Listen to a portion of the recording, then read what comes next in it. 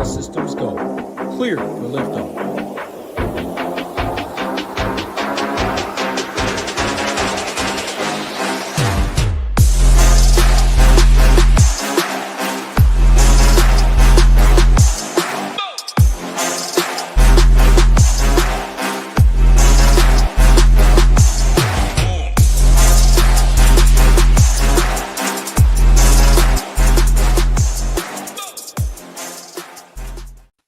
What's up, everyone? Tyler Tamboline here, aka ToeTagginTambo, back for another edition of Leverage Lane here on the SHIPIT Nation YouTube station. Got my guy Alex Blickle here with me as always. Going to be breaking down all things Week 5 from a single entry, 3 max, 20 max perspective. You can extrapolate it out, but we really want to get to a single entry lineup in the end. The way the show works is quite simple. We're going to do a quick recap of last week. It was a really good week here on Leverage Lane. We're going to break down one of the questions we had from the chat last week that somebody put into the, couldn't make to the chat, put into the comments. Talk about that. I think it's a really interesting concept to start with. We'll talk about ownership in ways others aren't. We're going to talk about the combinations, the game stacks, the common build. How do we leverage that? And then at the end of Leverage Lane, we're not going down Narrative Street. We're going down Leverage Lane. When we get to the end, we will have our Leverage Lane with the light at the end of the lane. Myself, Alex, and Alex, got to bring you in, man. Last week, you said it's the week to play Mahomes. Mahomes comes out and crushes. And I'd said it's pretty simple. You go Stafford, Puka, Adams. You can run it back with Mitchell. Our guy over at SHIPIT Nation, Jay Walken, he had exactly those 4 for 100K. Love to see that. Somebody get there with that. But I mean, in general, could have been even better if Adonai Mitchell remembers to hang on to the football entering the end zone. What's going on, my man? How you doing this week?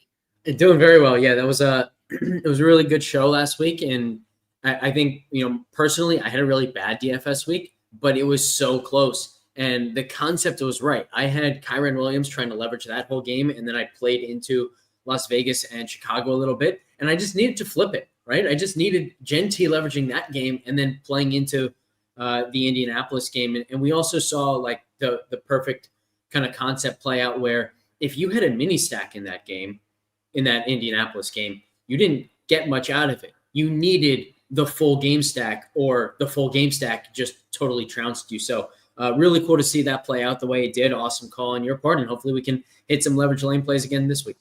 Yeah, I think it's interesting too. What you said there is so key, especially for everybody watching this and focusing. Everybody wants more single entry content. That's why we created this show. It's like you only really get one shot at it when you're playing single entry, and you can be really close and in the right spot, just in the wrong way, and that just happens a ton. And you just have to know that is part of the single entry game. But that's on the right path, right? You're on leverage lane with us. You're trying your stuff. But if you don't get there on this one, maybe it's the week after or the week after that, whatever it looks like, where you can put yourself in that position. But as long as you're thinking through it critically, Alex and I talked pre-show. I mean, we're going to get to the comment from last week in a second about a different concept, but we were talking pre-show, and it's like the puzzle that I always talk about, or the brain, the thought of like thinking of it as a game. It's like the people don't always understand the concept of what you said. Like if you're not going to be on Geno, and you're not going to be on Myers, and you're not going to be on Bowers, Gentee just makes sense. He just falls in there. Like their total was like 25 points, like team total.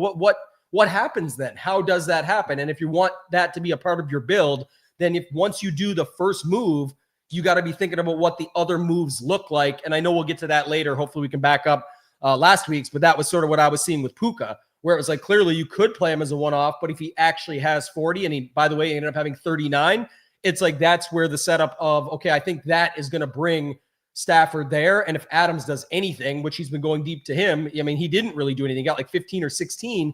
If he has a 25-point game, then that has to lead back to Stafford. And then the condensed offenses, right? We'll talk more on that and sort of how the builds look as you're building them out. I think it's really interesting this week when we get there. But the comment last week basically talked about, can you play leaving money on the table? Alex, I'll let you take this one. Talk about leaving money on the table if you're and then go a bunch of chalky plays, because like if you're, who cares about the chalk if you're already getting different by leaving money was kind of the concept. I think you can break it down further if you want, but that's kind of the concept the person who was watching had asked.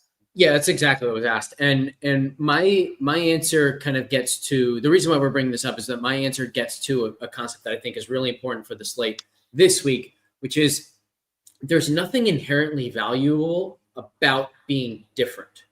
Being different is a necessary step to something that actually is valuable, which is having the potential to separate from the field and actually, pass people and get up on the leaderboard.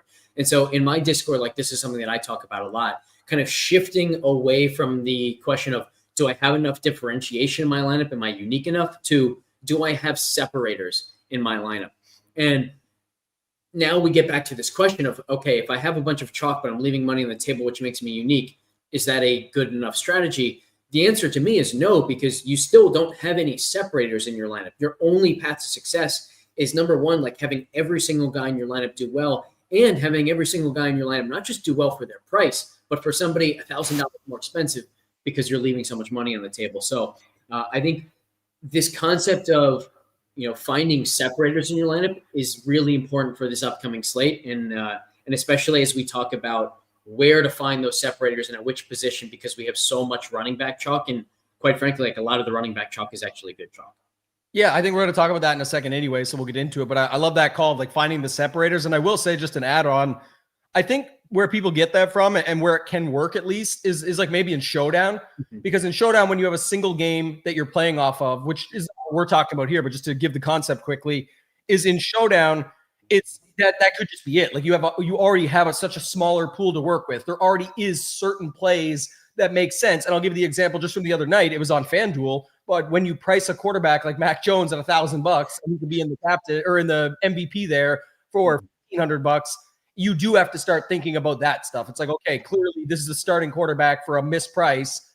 How can it be different with that? One of the ways is to leave money on the table. And then even if you do have common players, you may not need that separator. But honestly, if you really want to ship it for the top heavy prize, you probably still need that separator. So it's a great concept that you brought up. And I think it is important when we get into this week. Do you want to relate it to this week? Usually we do just like a quick off the top as we get into the ownership fast, is like the running back ownership is something.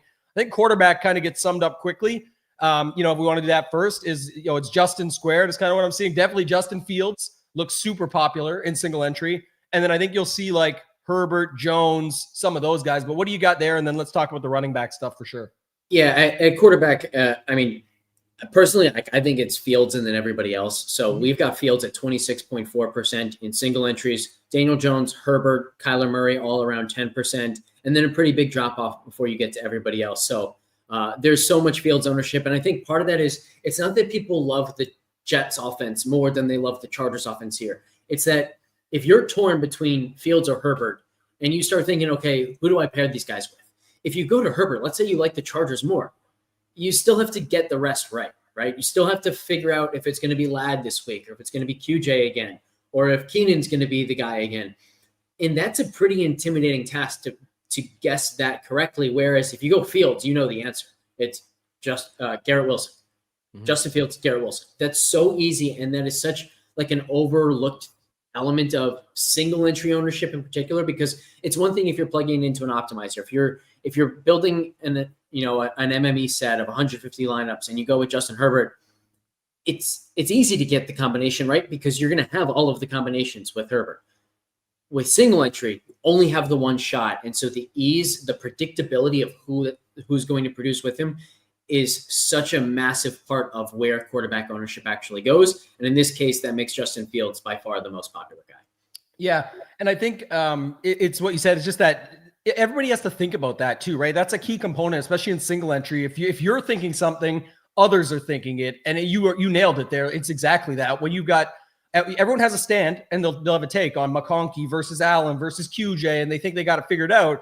But that you can only build it that way, and then you have to watch it play out. There's three options at wide receiver, all priced like $100 to $300 apart or whatever between them, and that's a lot more to figure out than just Fields, Wilson, call it a day, and then a lot of people might run it back or do something like that. So I think that's a key component to remember, and that's where the steam comes from. So if you're trying to figure it out and trying to put the pieces together, which we always talk about, is how is this all connected? Well, that's part of it. You just nailed it, right? It's no surprise when you go look at the ownership that Wilson has steamed up, because that's going with the field stuff and everything else that goes with it. So just to do a quick breeze through, we'll maybe save running back because you're just going to run through it quickly. But quarterback, you talked about, it's like Fields and everybody else. It could literally be Fields pushing 30, and then it could be everybody else like 12 or less. So they'll be spread out. There's a few guys there that we mentioned, but where it actually ends up, you can get different that way. Tight end, it looks to me to be Tyler Warren, McBride, and then maybe moves around. Is that what you got? Yeah, and I once again I do have some stuff that's different from the industry. So I've got Warren up at 25%, McBride around 20%, and then I think Ferguson's going to be more popular than people expect. I've got him up at 16%. He's an obvious bring back to all field stuff. So like Fields, just the popularity of Fields is bringing up Pickens, bringing up Ferguson, and then I also have Laporta steaming to about 12%. He's basically like between 5 and 8 around the industry. So. This is definitely a week where a lot of my ownership projections are pretty aggressive, but in weeks in the past, like this is when we are the most accurate. And so I'm very, very excited for this slate in that regard. I think we have a big ownership advantage this week. Yeah, and I want to ask this too. So every month with the Mastermind Project, we have a monthly roundtable, a Q&A, right? If you want to check it out, you can go to shipitnation.com/mastermind. But we do a monthly Q&A. I see some people in there. My girl Nika's on it with us, a bunch of people in the chat that I see. But just to note it, somebody brought this up the other night, and this is what I was talking about pre-show, where like some of this stuff to us becomes like, okay, that means this, if this, then that. Like we just start running with it because it's second nature. And that's why we wanted to do this show, to help other people sort of understand these concepts. But the question the other night was, and we're going to this anyway, so it's a good segue because you're about to get to these running backs and whatnot, is what we always talk about is how is it connected and how do you figure that out? So you talked about being aggressive with the ownership projections. That can then start to get you to where we're going down leverage lane with the common build. So when I ask you the question they asked, I want to get your answer on this, is how do you take a slate from ground zero, like where we're at right now, and figure out how it's all connected? What's your way to put all the pieces together on paper to get to what you think, besides just click and optimize and seeing what the optimal build right now is? It's what are the pieces and those combinations you see? So I'll kick it to you on that. Yeah, I mean, it's not the easiest thing to do because like a lot of the time we oversimplify things when we say the field is doing this, right? Because the truth is every individual DFS player in the field approaches things differently. But the vast majority of people do two things first. Number one, they kind of pick the guys that they have conviction on, they think are high probability plays, and they pick their stack.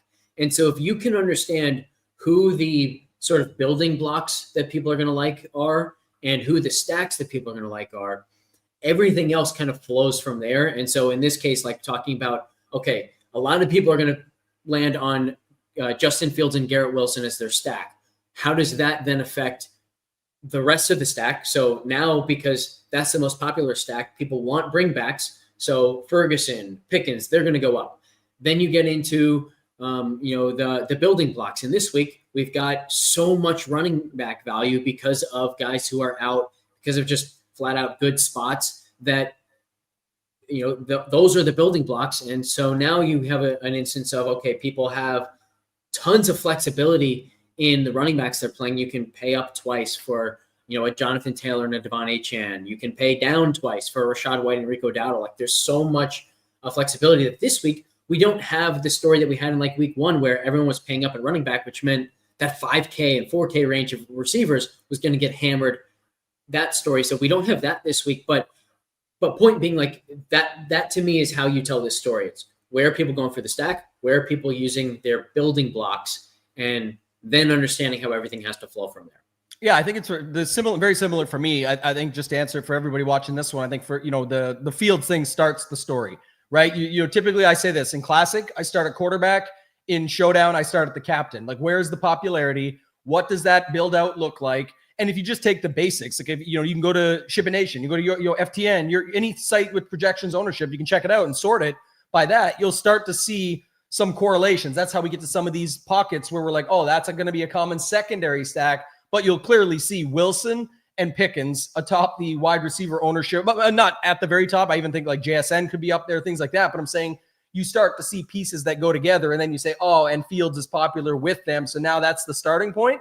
Well, that leaves X amount of money on the table. That makes sense for this. So let's get to that running back stuff, because that's sort of where we started and we wanted to segue into. But one of the most interesting things for me this week is that even though there is backup running backs and things like that coming in, because the stacks aren't super expensive this week, even if you want to go to like Amon-Ra, it's Goff at 6,500. If you want to go to a Jamar Chase, it might not even be with his own quarterback. It might be on the other side with Goff again. But if you wanted to go with his own quarterback, he's 4,900 for Browning. So it's like it's easy to fit the expensive running back. So what do you see at running back right now? And then anything else you want to add at that position? Because we kind of started there with the comment from last week.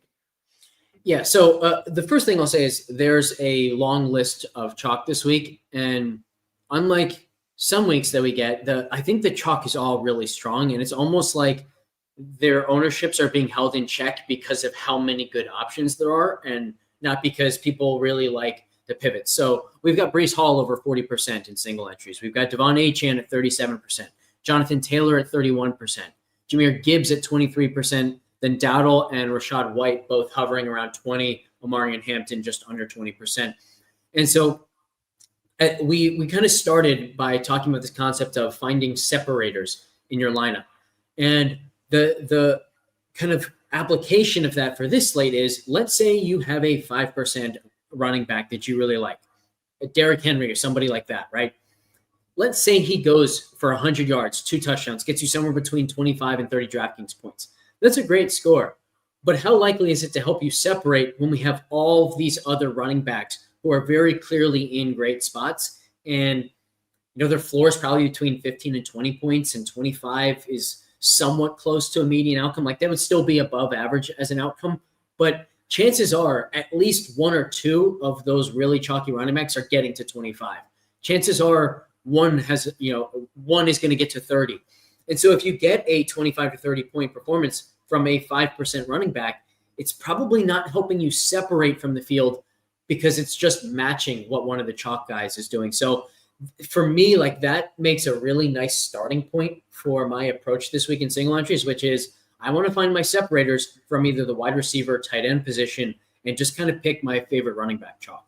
Yeah. And do you think the other thing too, I think this goes with the concept of what we talked about, like, finding the common build and, then leveraging it. And I don't know if this is the week to do it again. We'll see how things shake out when we get to the end. Maybe we have a clearer, better idea. That's the point of going down leverage lane and going through the segments is I think, people just look at this running back setup this week and say, it's got to be a 3 running back week. Like, you just named it. There's 7 of them there. And does it need to be, will it be one versus will people be building with one? And that's where we have more information going in.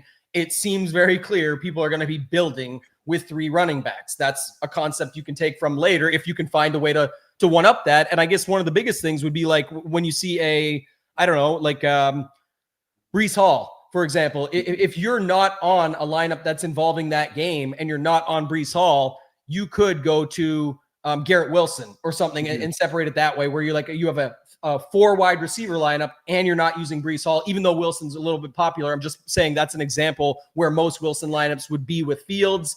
It's a way to get different that way. There's tons of other examples, but I think that's where people don't realize that it's like you can get different in different ways too, right? Your build construction could be different. But what do you feel? How do you feel about that being all those running backs that you just named? Yeah. To back up your point, we have 65% projected running back ownership in the flex this week, which would be the most of this season. And actually, way back in week 1, we had 62% wide receiver in the flex ownership. So really kind of backing up what you said there. And I also think to this point of separation, if you are using a contrarian guy in the flex, it's better off being a receiver than a running back, because when you look at the leaders in projections this week, the 4 highest guys for us are all running backs: Achane, Jonathan Taylor, Saquon, and Jahmyr Gibbs. But then when you go to the highest ceilings, you actually see Jamar Chase at the top. You see Nico Collins up there. So wide receivers have a much better chance of competing at the ceiling department than in the median expectation department with these running backs. So when you're trying to get separation, when you're trying to play a unique guy, a contrarian guy, you're much more likely to actually have that separating score come from a wide receiver in the flex than a contrarian running back in the flex. Yeah, and honestly, even if you don't get there in the flex, to everything you said is awesome and dead on. I'm just saying, but even if you didn't get there in the flex, think about those options and those ways that they can be even your separators in your wide receiver spots, right? Use your money differently or your build differently so you can get to some of those separators. Real quick. Actually, real quick on that, Tambo, like when I say like in the flex, it's kind of broad because it doesn't matter if he's actually the guy in the flex spot. Just understand, if you're using 4 receivers, you're kind of using all 4 of them in the flex spot. And if you're using 3 running backs, you're kind of using all 3 of them in the flex spot, because if you didn't use that guy, like let's say you have 4 receivers, if you took one of them out and put in a running back, you could use any of those running backs in the flex. And similarly, if you have 4 receivers, any of them could theoretically be in the flex. You should be putting the latest guy in the flex, Yes. but if you were to rework your lineup, theoretically, you could take any of them out and put any of those other guys in the flex. So when I say that, like I am very much thinking of it that way. So like if your separator is in the wide receiver spot, but you have another wide receiver in the flex, understand that you're still kind of using that separating wide receiver in the flex. Yeah, I was laughing because funny enough, so the streak got broken last week. Shout out to your call again on the Mahomes finally getting the job done in the $20 Millie Maker. Mind you, $100 less. They just play Stafford and with Puka and the run back and win by even more. But the point is, they also had Bucky Irving in the flex, who was in the morning game. And it's like, all right, I'm not giving full credit to this thing. It actually wasn't a terrible lineup. We reviewed it on Monday on the Takedown Breakdown. But wanted to say what's up to everybody real quick. Jordan's in here, BG, Anthony, Tyler. Shout out to Adam. This is awesome, actually. Adam won ticket number 16, Golden SHIPIT number 16. Will be building the share ship lineup in the 555 Millie Maker this week for the SHIPIT games over at SHIPIT Nation. So a chance to increase the prize pool by $500,000. 50% would go to the top. So that could be amazing. And a lot of other good people. I can't name them all, but our man Hoop came through, said, let's have a big weekend. So appreciate him and everybody else that's joining us here. But we're definitely excited to have this show rolling, and we're excited that people are enjoying it. So we're going to keep going with this. Let's move to what everybody loves. I think this is the spot, Alex, to move on and go to the next segment of, like, we've kind of identified a lot of these factors. We'll be able to talk more to the names and these spots once we get to this. But what are you seeing with some of the combinations this week? And then also like game stacks and things like that with what we know now on the chalk. Let's talk through that stuff. Yeah, so I think the first one and the obvious one is always going to be, where is all the quarterback ownership? And so the first kind of combinations that we want to avoid are mini stacks within this Jets game. For example, I don't think you want like a Pickens and Garrett Wilson. To me, would be awful, because if those guys go off and you don't have Justin Fields or Dak Prescott, you're kind of an idiot, right? Like, there's no path to those wide receivers hitting when a crazy rushing upside quarterback is helping that receiver hit. So, and obviously, like, if you're also hoping for that game script to go off, then, that's when Dak has his 400-yard, 4-touchdown type games. So, yeah, that's very clearly a mini stack to avoid. And by the way, like, that also to me means you don't want Breece Hall with George Pickens, because the same idea, right? You don't want that game going off. At least that one, like, there's a path to the game doesn't go off, but all of the production on the Jet side is Breece Hall and all the production on the Cowboy side is George Pickens. But if that's the case, you're not getting any added correlation out of it. So now you're just playing into a higher combinatorial ownership for no reason. So you'd have to have a ton of conviction on Breece Hall and a ton of conviction on George Pickens, and also have a ton of conviction on the fact that neither Fields or Prescott gets there, which doesn't seem like a great thing to have conviction on across the board. So definitely want to avoid mini stacks in that game. And then I also think like an under the radar one is, I don't think you want mini stacks from the Carolina-Miami game. This is a game where I think there is going to be a lot of interest. So that is, I don't want Dowdle with Jalen Waddle, or I don't want Achane with Ted McMillan. McMillan is somebody that I love this week. I'm deathly afraid that he schemes, but to this point, I'm not seeing any signs of it. So I still have him projected at 12.5%. I'd probably still play him up to like 20%. I think this is just a phenomenal spot for him. So that's another one that I'm going to avoid. Like, if I'm playing McMillan, I'm almost certainly not playing Achane. Yeah, can you go a little so I want to say this, because the first one, like you said, I love that you backed it up with, unless you have a ton of conviction on this, but I agree, like, it makes it challenging. It's, if can Breece Hall get there on his own? Yes, it doesn't mean you need to put Pickens, but it kind of fills it out and pushes it that way. So I think that one was very well explained. Not saying the second one wasn't, but I think people would have more questions on, like, if, okay, for an example, Dowdle is just a cheap value. He can obviously get there just based on price. Waddle could be could you play Waddle as a one-off? And then people say, well, if you could do that, then why couldn't you just play the two of them together? Because Waddle is also kind of leverage off of Achane, who's very popular at the position. So what is your secondary take on like a Dowdle Waddle mini stack? Because I don't think it's the most popular this week by any means. I'm saying, but I think people would wonder why that would be something you might not be as excited about. I'm going to use McMillan and Achane because I just did the math on it, because I thought that's the one you were going to ask me about. So we have McMillan at around 13% and Achane around 37%. If those were totally independent choices of whether you're using Achane and McMillan in your lineup, we would expect them to be in the same lineup about 5% of the time. But the way people are now treating mini stacks is this like thing that they need to have in their lineup, and they're often just clicking guys in the same game. And they're not thinking through like what the actual game script and how each player's success truly affects the other. They're just saying, same game, I'm getting the correlation. It's a nice mini stack. I'm going to do that. We have such inflated like mini stack ownerships that instead of being in 5% of lineups, they might be in 10% of opposing lineups. And so another way to think about it is like, let's say you have Achane and you feel great about Achane.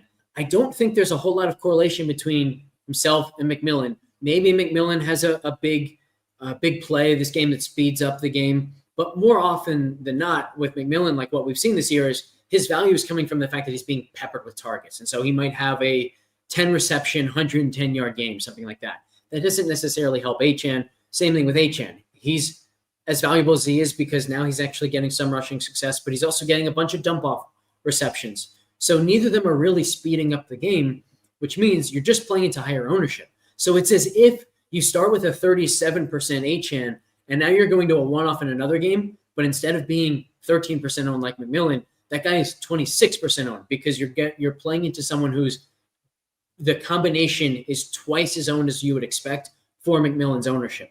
And so so if you're using like a McMillan at 13% saying, oh, and he's helping me differentiate, he's potentially helping me separate. No, he's not, because you're playing into a lot more ownership than you think you're playing into with that combination. Yeah, I think it's a great concept, and I think it'll actually run year round, because I think when we get to the golf season, this stuff comes up a ton as well with like a value play mixed with a Scotty Scheffler or something that people just don't understand that, like, but it makes it all work. And it's like, it makes you feel better about it all working. And it is like, I get trying to make it easier, especially in single entry. You want to try and say like, okay, X, Y, Z, now it's good. And we talk about that a ton, like a sports betting parlay, right? Like, you've got three favorites and your outlier. I used Sheets' example a couple weeks ago when he won the 100K in the Millie Maker. He came second, and it was like he had three really good bets, and his underdog, if you will, on the parlay was Geno, Tucker, Myers, and Bowers. And it's like, look, I'm not trying to figure out the Washington side. I'm just rolling with that full-on passing stack. And everyone's like, that's crazy. That's horrible. That's this. It was factored in, though. Like, he had three really good bets that all made sense together or were great for the slate. And then the one outlier is like, yeah, that's the one that would win me $1 million if I get it right. So I know what I'm doing when I'm betting this parlay, if you will, in a DFS lineup. But he's saying that's, without saying it verbally, that's what the lineup is saying. So that's how you have to think about it. Ross says, good point. I got to answer this one quick. Someone asked, we do have the promo 5 days for $19. That's, as it says at the bottom, any monthly all access plan. So you can get 5 days for $19 with code SHIP19. Just go to shipitnation.com, click join the nation, and you'll be able to do that. But I think the biggest one this week, and you identified it, and it's not to say it can't get there, but it's thinking about it deeper, is what you said, is with the Breece Hall Pickens. Like, that just has to be it. I know it's just easy to plug in. It already makes a ton of sense. I talked about this concept yesterday on the show with Mayo and with Squirrel Patrol. And it's like, oftentimes we're looking at a starting running back going out so that we can, and then we're like, okay, sweet. Now we have a backup, like the Dowdle situation, right? Where it's like, okay, Hubbard's officially been ruled out. We've got Dowdle. He's 4,300. Somebody mentioned here, Yobi Trice, real name, no gimmicks, says, didn't Dowdle get 20 fantasy points a couple times? Maybe. But I'm saying, like, that's immediately what people are going to be thinking and moving to it. And he's fine. He's $4,300 on this slate. I'm not saying don't go there. I'm just saying that's what people are thinking about. With the Breece Hall situation, it's opposite. It's like the guy that would usually be worrying us, like Braylon Allen, we're like, man, this guy's in there again. This guy's in there again. Like, come on. And he's obviously very good. And that's why they put him in there, and little, change of pace. But now you don't have that. So it's almost like you're elevating a guy, and he's already getting 6 targets a week for the last 2 weeks. And again, small sample early in the season, but we know he can get there for that. So I think that's where people struggle of like, okay, I do have all the conviction on him. Why can't I just play Pickens? But you already hit on it. So I don't know if you have any others that you would go to, like Tyler Warren, very popular at the tight end position.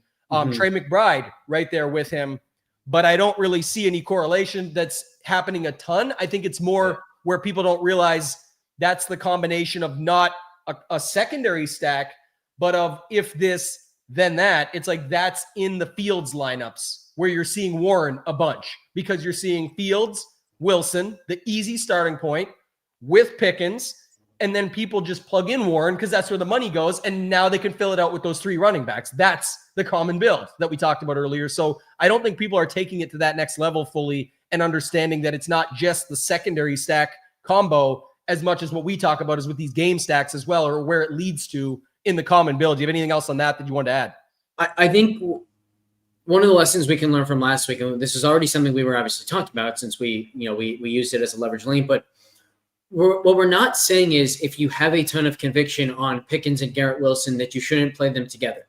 We're saying is if you have that conviction, just say, okay, I love these guys, so I'm going to build out my stack around these guys. And yeah, just like a bit of a teaser here, like my leverage lane today is going to be an example of this exact sort of thing. It's not going to be from this game, but the idea is if you have all the conviction in the world on Garrett Wilson and George Pickens to do well, just use that as the stack, right? Say, okay, I'm using Justin Fields now, and I'm also going to bring Javonte back, or I'm going to throw Breece Hall in there as well and hope that the Jets score 30. I'm going to go Dak with Pickens and Ferguson. I'm going to bring it back with Breece Hall instead. Maybe you just have conviction on Pickens there. So it to me, like that's the lesson here is if you like the game environment that much to love a player on each side, just bet on that being the game environment that goes off and surround yourself with all of the pieces that those guys would help bring to a ceiling performance with them.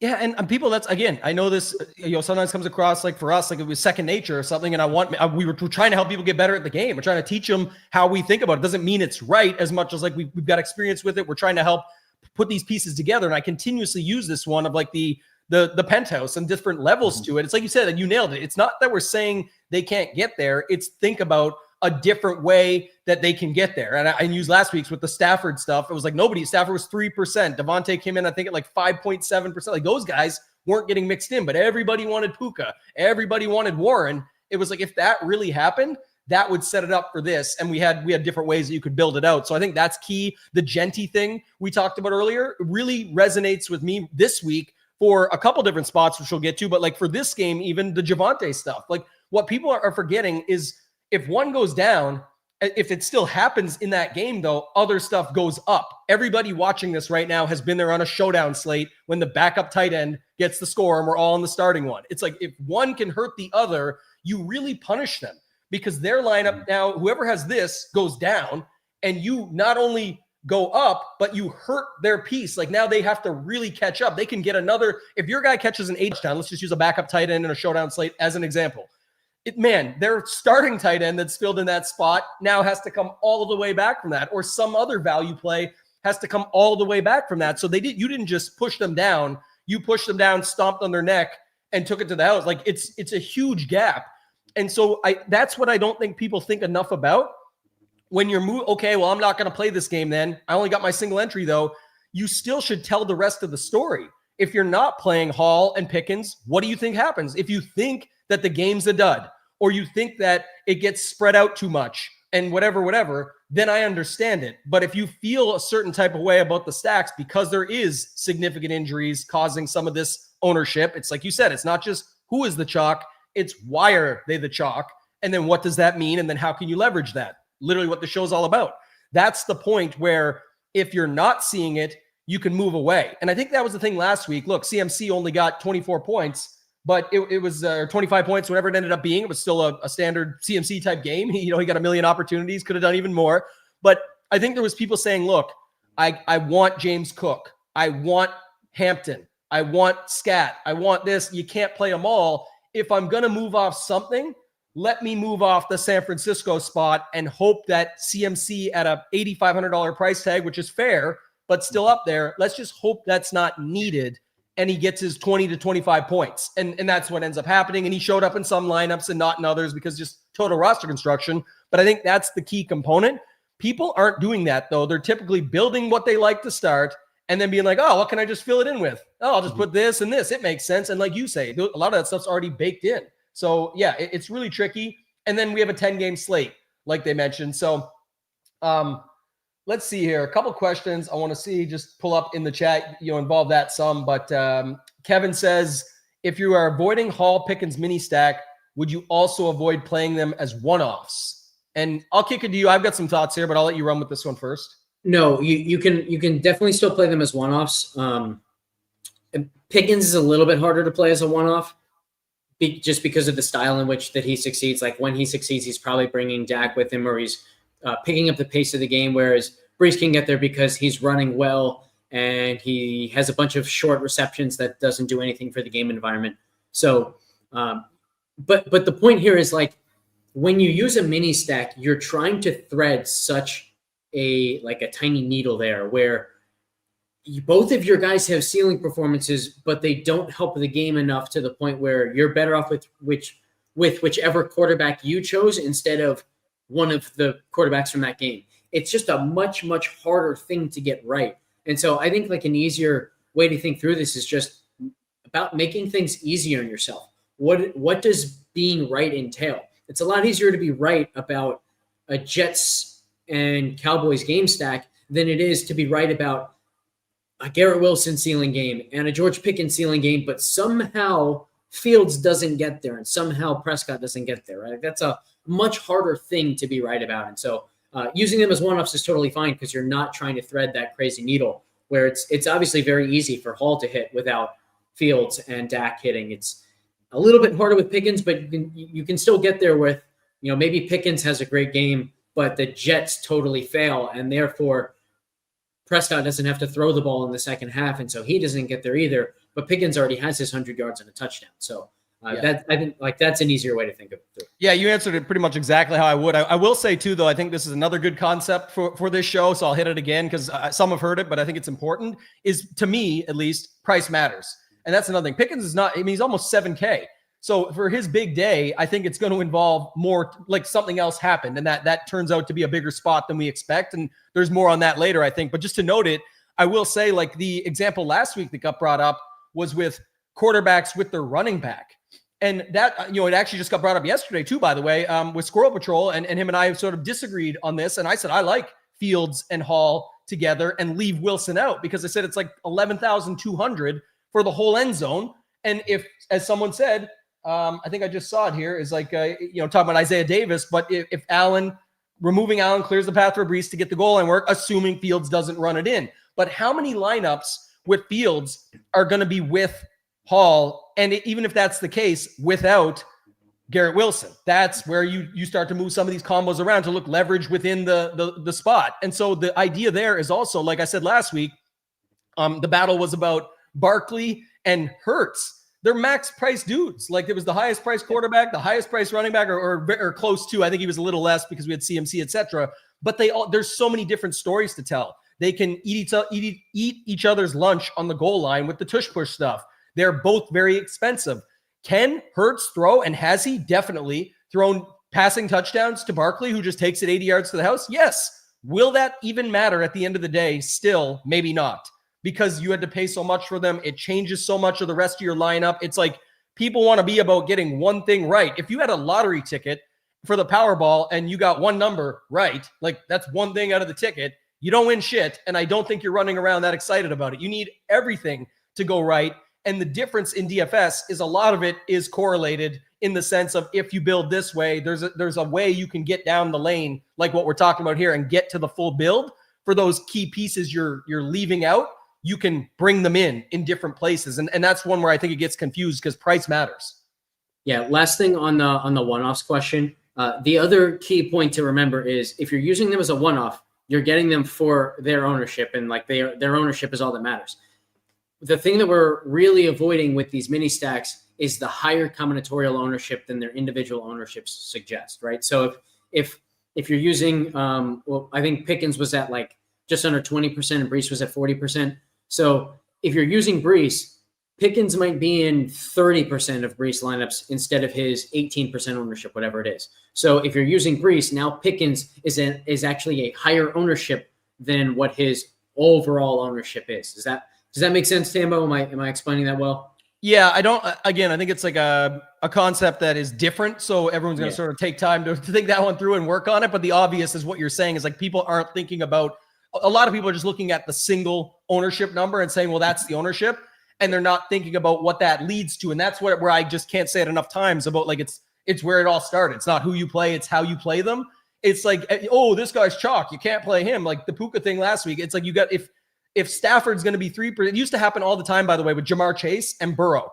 Everyone would get so pissed off because Jamar Chase breaks the slate at chalk, and then Burrow's 1 to 3% owned. It's like if Jamar Chase has 3 touchdowns today, Burrow likely has 3 touchdowns, unless you get like a T. Higgins pass or something random in the offense. But my point being, that people are mad about something that they had full control over. They forgot something. You should be mad at yourself because you skipped the step in the thought process of if this, then that. Like that's what you have to be thinking about. That's the levels, that's the layers to it. And that's what you're saying is don't just think about this, think about the extra step of what that looks like in the total combo or the total lineup build that he might be inside. I think I have a good way of kind of explaining this and helping people kind of visualize the importance of this concept, which is imagine you have the DK app open. You're in 100th place in your single entry tournament, and your running back Breece Hall does something really good, and you go from 100th to 70th, and now Pickens does something really good, and you say, oh, I'm going to go from 70th to 40th, but oops, you only went to 60th. Why? Because so many of the people who have Breece also have Pickens, so you expected that like each of them would help you the same amount, but so many people who had Breece who like also then took that jump with you from 100th to 70th now are also taking that jump with you. So you can't pass that many more people. We want every single time one of our guys does really well to have that ability to jump forward and pass a bunch of people to get to the top of the leaderboard.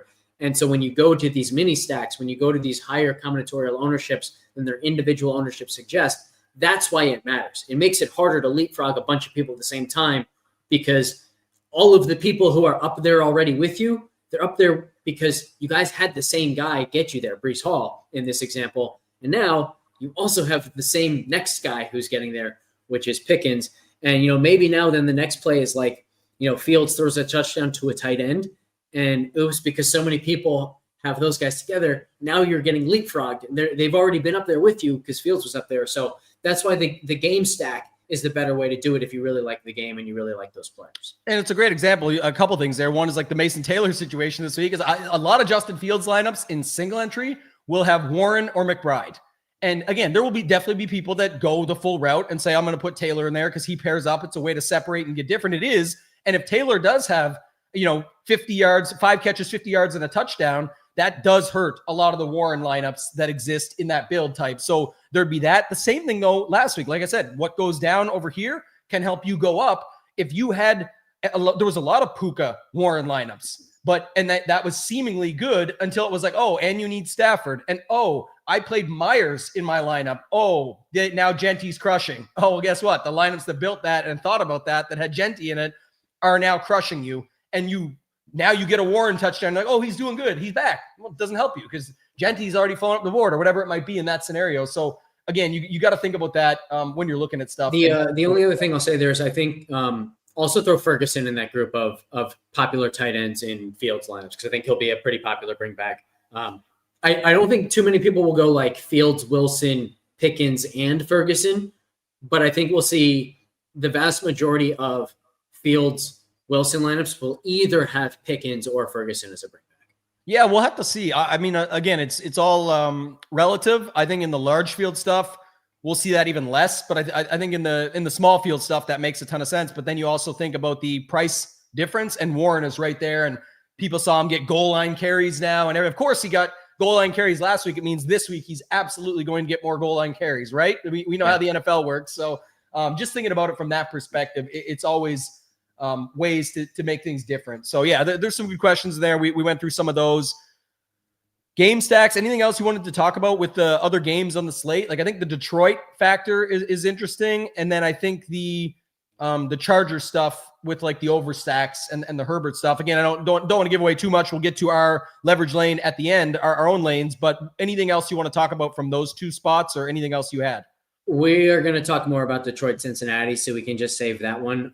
One other, actually, I'll give 2 others that I am giving some consideration to is I am thinking about Bryce Young stacks. I already mentioned like how much I like Ted McMillan. And I do think both Waddle and Achane are in good spots. I also think you can go to Darren Waller again here. So turning that into a game stack, I think, is viable. And I really, really, really actually like a double stack of Jackson Dart with Darius Slayton and Theo Johnson. Super, super cheap. It needs a bring back on New Orleans, and that's the hardest part for me. I don't like any of the Saints this week. I think Olave is going to be massively overowned.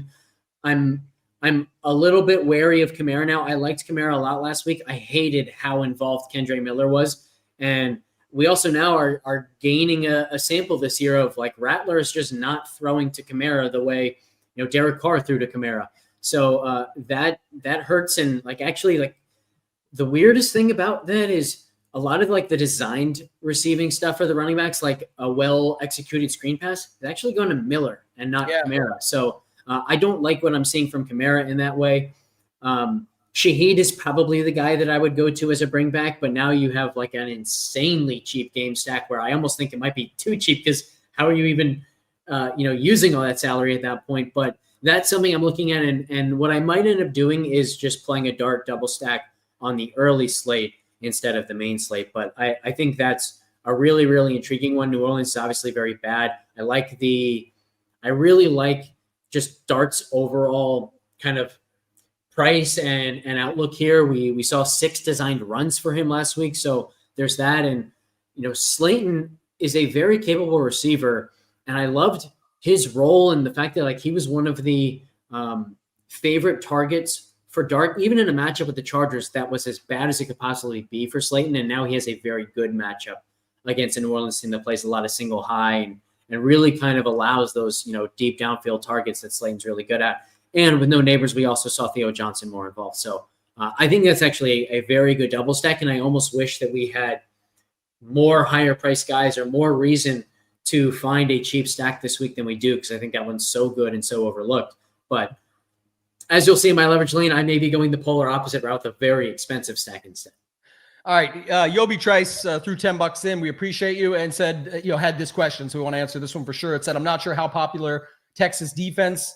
So I think he's talking Texans defense, right? Because they do look popular, but are they low owned enough that it is good to leverage against the popular Saints defense? What are you seeing right now in the setup? It looks like people are willing to play this $2,200 Saints D at against the Giants, and that's your Jackson Dart stuff would be a good way to leverage that because you're going against what could be the most popular D on the slate because people just want to punt it. But the Texans defense is not looking that far behind either for when you go cheap. So my ownership has been the most accurate in the industry for the last couple of years, and I think one of the more underrated things that I do is I actually kind of incorporate, okay, how are people going to respond to the ownership projections that they're seeing around the industry? This is one that I'm projecting people to make this exact conclusion that the Saints should not be twice the ownership of the Texans when the Texans are a much better defense and facing a backup quarterback. So I'm actually projecting 15% for the Texans in single entry, 13% for the Saints.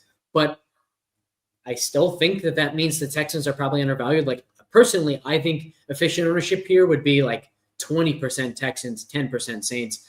To me, the Saints are a very, very over-owned defense. There's no chance I'm using them. I don't know how high the Texans would have to get before I say I'm not going to use them. But I also think there are some very strong defensive plays at 5% or less, kind of just a few $100s more. I really like the Giants against the Saints. I think Seattle against Tampa Bay makes a lot of sense. I think going up to Philly against Bo Nix, who has struggled mightily against the coverages that Philly plays and against just good defenses in general, makes a lot of sense at $3,200. So I don't think I'm going to play the Texans, but I would play the Texans a million times over before I play the Saints here. Yeah, and I think another thing too that came up now that's all good. You nailed that. I think that's a key component. People don't look; they just trust the ownership that they're seeing from wherever, and then say, "Oh, that must be the case." But if you actually think, like what we talked about earlier with the Justin Herbert stuff, if you actually think people are going to struggle to pick the wide receiver and say, "Let me just make this easy on myself," I'm going to go to a different Justin, hope he has a field day, and put him with Wilson, make it easy. That's the whole setup people do, and it's the same with defense. People say, "Well, wait."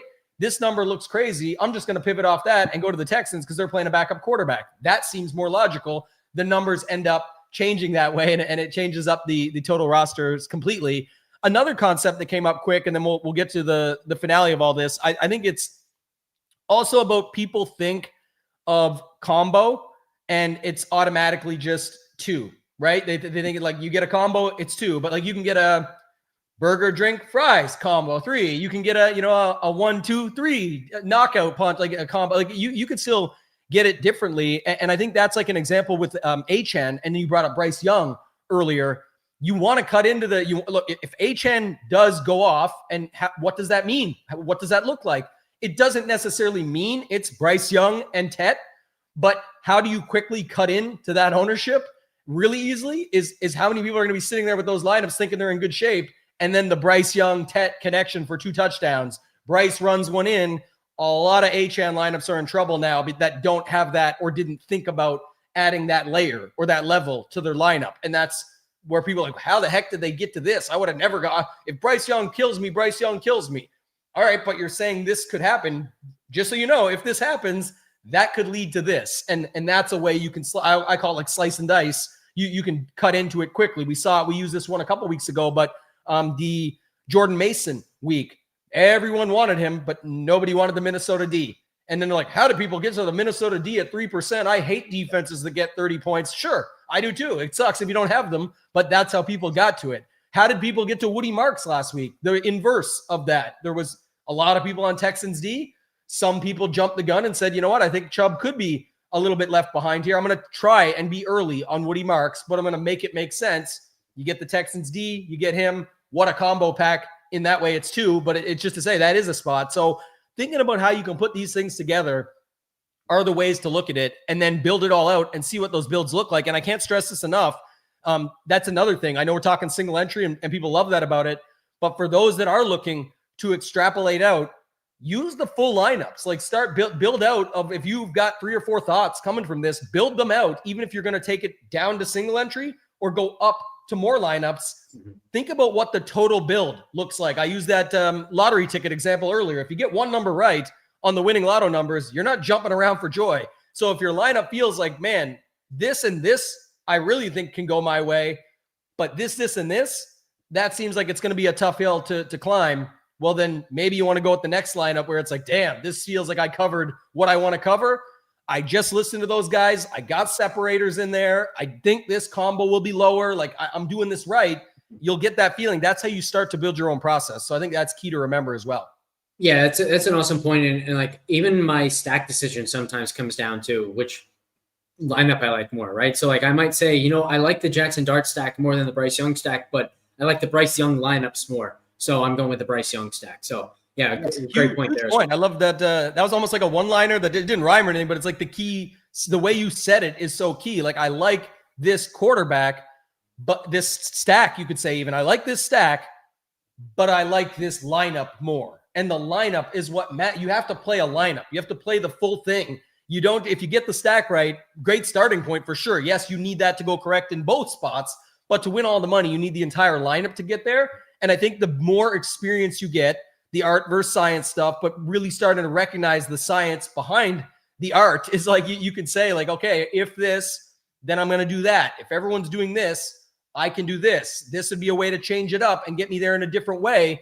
And sometimes too, Alex, you're already different enough. Like if you go, for example, back to my previous one, if you go Bryce, Tet, and Achane in single entry, I think you can, I'm not saying you don't have to put any more separators or pull many, you don't need to pull 5 more levers would be my point, is that I'm trying to say in a better way. You're not, maybe you need to go 1 more. Maybe you're not all the way there, but you are already pretty different with just Bryce Young and maybe Tet as a way to also be different with your Achane lineups, but you do have more spots to fill. I would say that's important to think about when you're building out your entire lineup. Yeah, I think if I'm doing that, I probably want like either Tommy Tremble or Darren Waller in there as well. Tremble would be especially valuable there because if he scores the touchdown, then you're helping Bryce Young actually get to a ceiling performance. It's like that's kind of the hardest part of the Bryce Young stack, right? It's like I can see Tet having a great game. I can see Tet having a ceiling performance, but he might do that as 80% of the Bryce Young passing production. So having Tremble in there who can really help Bryce Young go from an 18-point performance to a 26-point performance could be key there to actually turn it into a separator.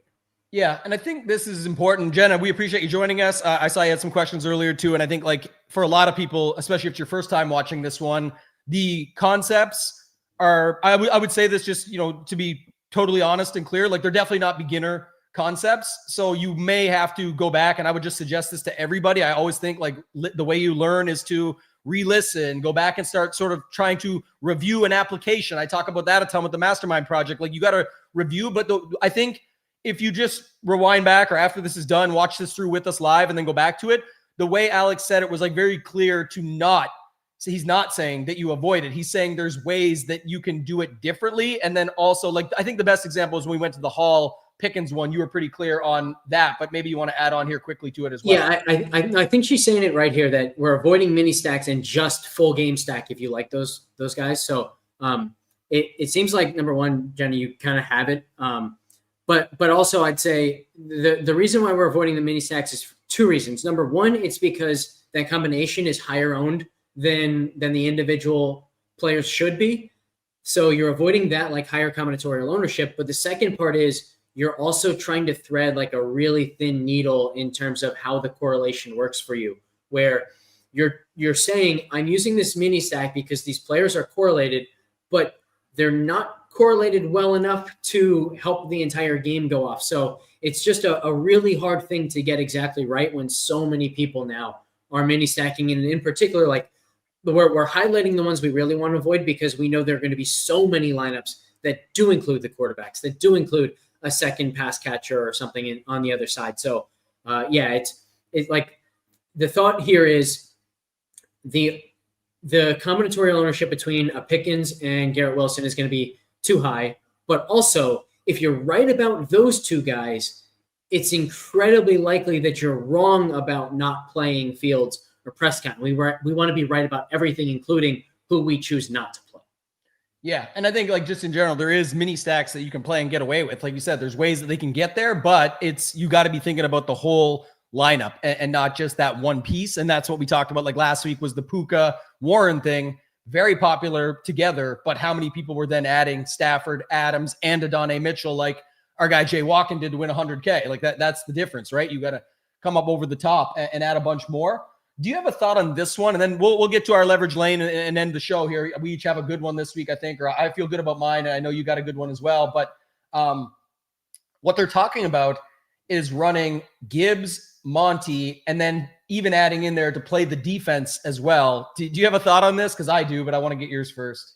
Yeah, I really like the idea of playing both running backs on a team in Showdown. Like to me, it's one of the best combinatorial ownership things that you can do, where you might have both guys at 30%. And therefore you think like they're each going to be in about 9% of lineups, but nope, they're in about 3% of lineups together, something like that. So it's something I do all the time on Showdown. But on a slate like this, remember we talked about like finding separators at the running back position and how hard that's going to be because chances are other running backs are going to have a lot of success. I don't think you want to play two guys who are cannibalizing each other on this slate. Yeah, I mean, we can't say it enough here. I think people think this is a thing to do. This is like I said earlier, price matters. In something like this, slate matters. We have like 9 good running back plays, and even if you get this right, you can by all means victory lap me. You better come with a full winning lineup though, because it's not about can two of those guys get there together and you had the great call and whatever. Again, get your whole lineup then. I hope you do this in a lot of lineups too, because we're talking about single entry. If you're going to do this, you're talking about them both coming through and beating like 9 other running backs on this slate. And there's a chance, like you said, they end up hurting each other. You need like Gibbs to be the full first half, Monty the full second half. It can happen. We saw it against the Ravens. Again, on a full slate like this particular slate, I actually don't even know if that's going to matter for you still, right? It'll be a good start, but then you got to get so much else right with just the one lineup. If you think that's a way to make it easier for yourself, by all means, give her. But I don't think it's the best use of the running back slots on this slate. Using one of them, though, and maybe that's a good segue. We'll get to the end here, Alex, is definitely this Detroit-Cincy game, right? Detroit has almost, a 30-point team total, again, give or take. I used this to my advantage last year. I had a ton of stacks where I just, I'm going to figure this slate out real easily. I'm just going to play the team that's probably going to put up 30 to 50 points the way it looks. And last year it was even higher in this spot. Detroit could just smash here, and then there will be guys that you need from Detroit if that's the case. I mean, it's very likely. They could spread it out, but typically you'll need something. What's your thoughts on that game? And then give your leverage lane. Well, I'll just give my leverage lane because it's from this game. So It's a pretty easy one to kind of talk about the whole thing. So my leverage lane is both Jamar Chase and Jameson Williams. I do not know which side I'm going to end up playing, but I can tell you with almost certainty that this is going to be my game stack. And it's just a question of, am I using Goff and either a double or triple stack with Goff, or am I using Browning and going with Higgins and Chase? I'll start with the Detroit side because I think this is the obvious answer. And to be honest, I am a little bit concerned with the Montgomery going home. Like, we know Dan Campbell really kind of takes care of his players, and he's probably going to give Montgomery a touchdown, which takes one passing touchdown opportunity away from Goff, but they could still score 50 points. So they could still obviously still get there with Goff. But I love Jameson Williams here because he has been, near the top of the league in deep targets and in air yards this year. He already has 9 deep targets. He only had 13 last year. So they're really, really using Jameson Williams deep. The difference is he caught 5 of 13 last year. He's only caught 2 of 9 this year. So I think the efficiency is going to regress, and I think they're still going to try to be aggressive down the field to him. So I think very big games are coming for him. This is a great matchup. So I think Jameson Williams ceiling game coming. And I love just what he does to the overall game environment. When he hits on that big play, he gives Cincinnati the ball right back. The second part of this is Jamar Chase, especially on this slate where the expensive wide receivers are not that great and there's not a ton of ceiling in them. Chase should not be anywhere near single-digit ownership. He should be 20 to 25%, even with Browning as the quarterback. And I urge you guys to remember that Browning has actually been a very capable backup quarterback. He had 3 300-yard games in a 4-game stretch a couple of years ago. He helped Jamar Chase to an 11 reception, like 170-yard and a touchdown game. He helped T. Higgins to, I think, 140 and a touchdown, even without Chase in that game. So he has been very productive in the past. We collectively are like writing him and the Bengals offense completely off because of 2 really bad games against the Broncos and against Brian Flores and the Vikings. These teams are the second worst matchup for quarterbacks and the 4th worst matchup for quarterbacks in our DVOA adjusted fantasy points against data over at FTN Fantasy. I do not want to overreact to that. Browning and the Bengals are going to throw the ball a ton in this game. They have to. They can't run. Detroit shuts down the run. They should be way behind. So if we're having Browning throw 40 to 45 times, he's mostly throwing to Chase and Higgins. I love the idea of a double stack for Browning. And at the very least, I love Jamar Chase as a bring back to Detroit stuff. So leverage lane, I don't know which side I'm going to be on, but it's a game stack, including both Jamar Chase and Jameson Williams. Yeah, and I love that. And that's talking about a secondary stack that you're not using it as a secondary stack because you're picking a quarterback at one point. But like you said, if you just even think of those two together, the ceiling outcomes you talked about earlier, what they're capable of, on top of the fact that they're both separators on this slate because they're just not the popular build, they're not the popular setup. Some will say, "Oh, but I heard this guy say Jameson Williams." Yes, a lot of people talk a lot of things. It's what they actually do in their lineups, and we have ownership going in and know this stuff. It's just not going to be super popular. Another thing, and it's not even against the chat here, just like bringing stuff up like this. Like, my family's in attendance every week. It doesn't make me win the Millie Maker. Like, this guy could get a touchdown because of that. I guarantee you the Cincy D is not very good, but they don't care who's in attendance. They're going to be trying to stop him. If you think he's having a big game, play him. But I don't think any of those things are reasons why people have a big game. It's just a storyline for afterwards. And if when he does score on Sunday and they show his sister in the stands and all that, you can say whatever. It's just my point is that it's not because of that. It's the guy is either going to get in or he's not. Like, you can bet on it. Doesn't mean it's going to be one of the best 3 running backs on the slate. If you want to say that people are using that in the flex and that ends up being required, there's just so many other factors to it. But my leverage lane, I can't get away with it. I get away from it. I have the conviction. Like I said, it's not often that you see, usually it's a starting running back goes out and then we're talking about backups. We got a backup that was getting in the way of what I like with the starting running back. And I like the Breece Hall spot this week. So I got my build and it's just going to be to flip the build. I'm going to Dak, I'm going to Pickens, and I'm going to Ferguson. And that's the key component here because he's, to me, like I said, even if you see him getting plugged in as the run back in some of those Fields lineups, right now I'm seeing Fields, Jones, Herbert. There's a bunch of, like, even before we get to Dak. And so I think that Fields could speed up the game, but I think we could see the spot. Lamb is out. Like, all these other factors are leaning that way. Turpin is out. And so you can build this however you want, but I'm definitely in my spot is going to be, like I said last week, I picked 4 guys. I'm going Dak, Pickens, Ferguson with Breece Hall, and you can build it out from there. It doesn't mean certain guys or other guys don't get in there, but I'm leaving it with that. And remember, all of the stuff that we talked about on this show, if I'm doing that, what am I not doing? What does that mean for where the rest of the build goes? And I'll have it up on the site over at SHIPIT Nation, be part of my core. But that's the main starting point that I'm going to be running with this week. And I do like just flipping the build. We saw the Mariota stuff a few weeks ago where he was super popular, and that was more price. But when it got flipped to the other side, it ended up being Geno that was needed when nobody was there. There's not a lot of Dak conversation as much as there is for Pickens and Hall as like a secondary stack. I'm jumping in up over the top, and then I'll build the lineup accordingly from there to take advantage of some of the other spots I'm not landing within my stack. Any other final thoughts from you, Alex? Anything else you want to add there?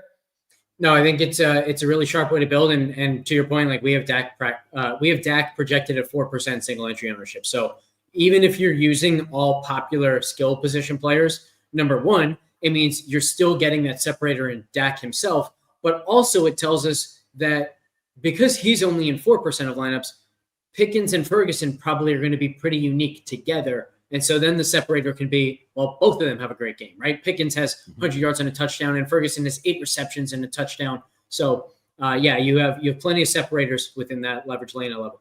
Yeah, and I think that's what people have to remember is even when they're like, some of those guys are still chalky. It's this, that, and if you have conviction on something, you don't have to, like people lock or fade. Like that's a bad hook for a TikTok video 3 years ago. I said that's what that is. Like you don't have to lock anyone. You don't have to fade anyone. Now in single entry, they're all locks. Like once you put in your lineup, you lock them in. It's a single entry. But the setup is there is so many other spots to get even more separators. But Dak is already the starting point for me because if he's coming in at 4 and 5%, a lot of Pickens owners are going to be pissed off if he has 150 yards and 2 touchdowns and they just have him, and then it's Dak breaking the slate, right, or something like that. So I'm going to be there. Go ahead. I also think it's really important here that you have Breece as the bring back and not Garrett Wilson, right? Like if you had Garrett Wilson as the bring back, when he hits, Fields is going to hit. Breece can hit without Fields having that ceiling performance. So you can actually get separation between Dak and Fields. So yeah, I think this is a really well built leverage lane. Yeah, I love yours as well. Obviously, playing 3 max, 20 max. I'm playing, still 150. It's the kind of concept of, you can get those in other places. I like this idea of the leverage. And again, I've obviously come in prepared. It builds out pretty nice for everything else that I want to cover. So that's why I went there. And, I wanted to make sure going through it with you and talking through everything that I could still have a way to get different within it. And I know I've got that. So I'm excited for this week ahead. Alex, final thoughts, where the people can find you, everything you got going on, let them know, and then we'll get out of here. Yeah, find me at Alex Blickle 1 on Twitter. Same as I did last week. I'll also shout out just the fact that I'm doing a lot of props and pick'em stuff.